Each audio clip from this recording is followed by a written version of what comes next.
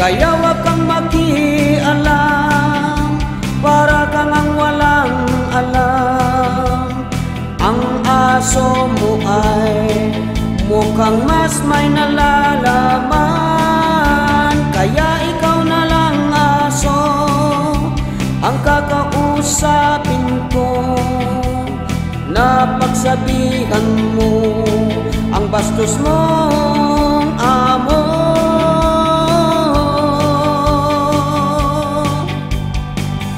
Ang bastos mong amo.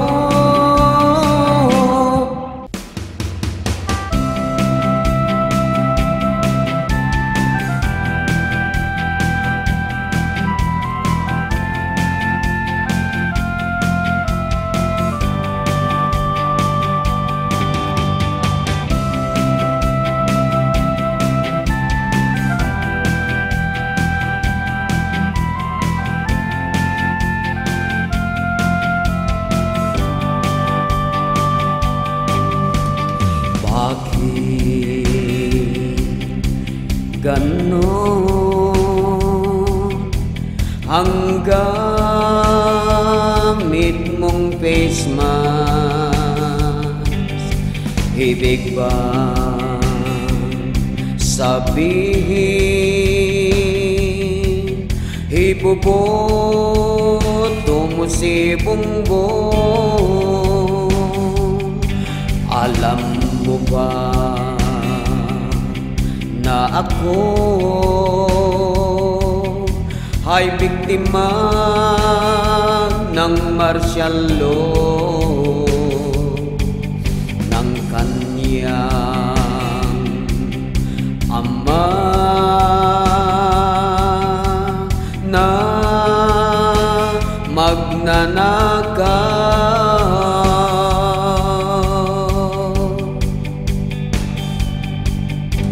Madam, wag kang makialam, ito'y aking karapatan na mamimili ng aking Pangulo. Si Bongbong ang Pangulo ko, dahil siya lang ang may puso at may tunay na hangaring magsilbi.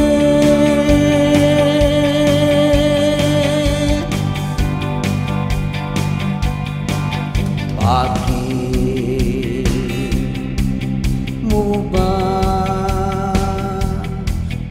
iboboto si Bongbong? Grabe ang ginawa noon ng kanyang pamilya. Ang ninakaw ng kanyang ama ay ibinulsan niya,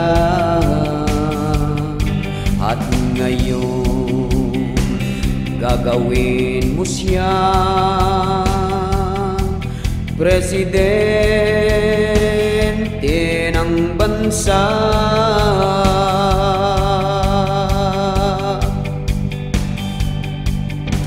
Naku, noong martial law ay bata pa si BBM, at wala pa itong pakialam sa pangyayari.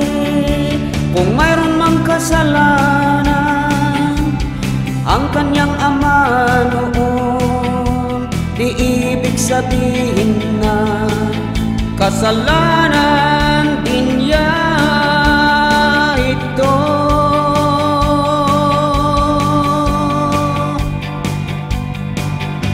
Kahit ibintang niyo lahat, siraan ng sobrang wagas, siya lang ang alam ko may prinsipyo at pangarap. Siya lang ang di naninira, kahit laging tinitira. Tahimik lang siya at tapat sa ating bansa.